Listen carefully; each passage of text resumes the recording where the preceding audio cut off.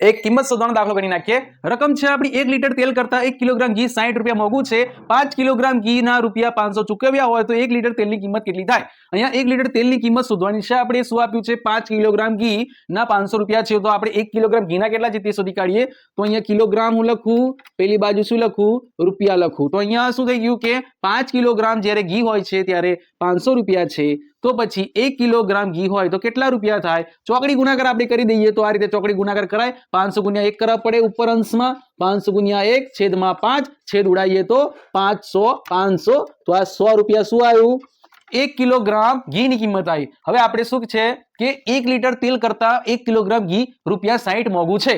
હવે આ જો 1 કિલોગ્રામ ઘી જે છે તેની કિંમત આપણને મળી ગઈ છે 100 રૂપિયા. જો 1 કિલોગ્રામ ઘીની કિંમત 60 રૂપિયા વધારે હોય 1 લીટર તેલ કરતા, તો 1 લીટર તેલની જો 40 રૂપિયા આપણે ઓપ્શનમાંથી જોઈએ તો 40 રૂપિયા 1 લીટર તેલની કિંમત હોય તો પછી 1 કિલોગ્રામ ઘીની કિંમત તો 100 રૂપિયા છે જ. તો આ કેટલા વધારે છે? 60 વધારે છે. તો આ રીતે આપણો જવાબ આવી જાય છે એ 40.